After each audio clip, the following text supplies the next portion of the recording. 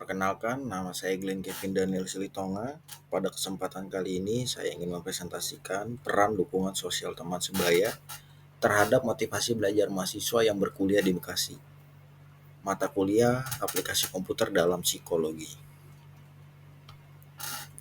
Di sini ada latar belakang. Pendidikan di perguruan tinggi mencakup proses pembelajaran dan interaksi antara dosen dan mahasiswa. Proses pembelajaran membutuhkan motivasi dari dalam diri mahasiswa yang dikenal sebagai motivasi belajar. Motivasi belajar ini sangat penting untuk keberhasilan proses pembelajaran.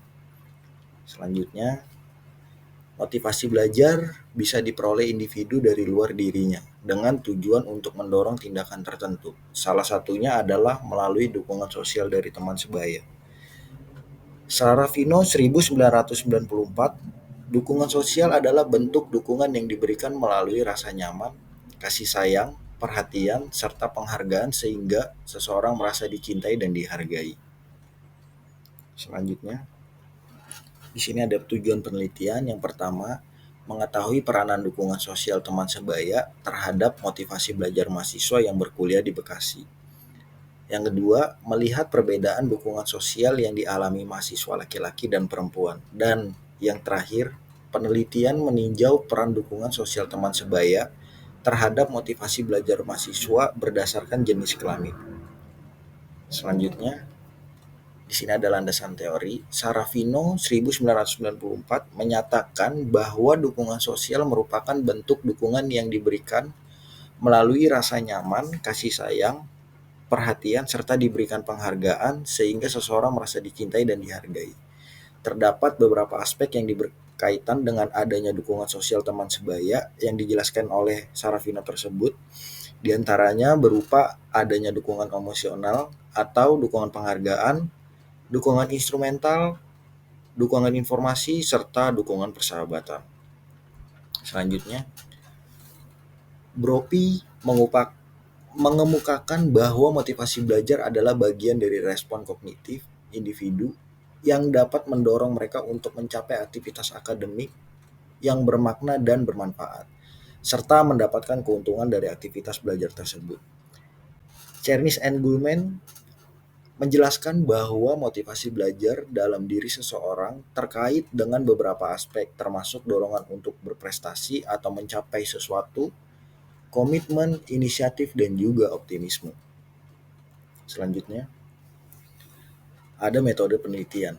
Metode penelitian kuantitatif yang disajikan dalam bentuk deskripsi dengan menggunakan angka statistik. Yang kedua, melakukan uji asumsi dan uji independen sampel t-test.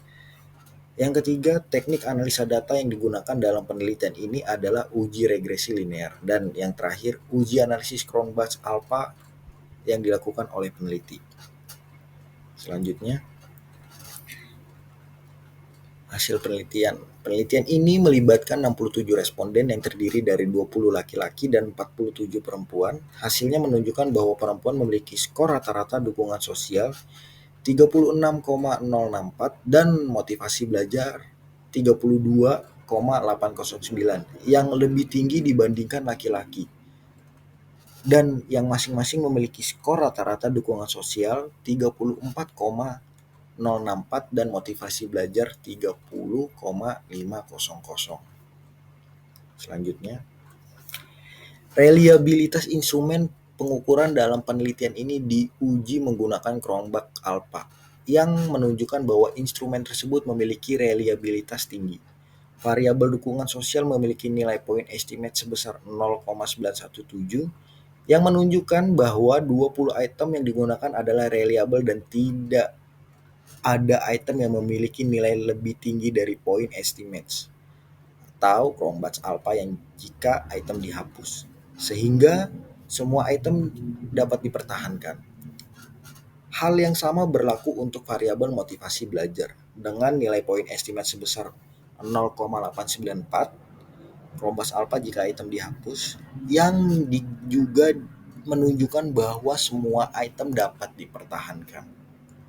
Selanjutnya, uji multikolinearitas dilakukan dengan memperhatikan nilai VIF, variance inflation factor, yang harus di bawah 10 dan nilai tolerance yang harus di atas 0,1 untuk variabel independen.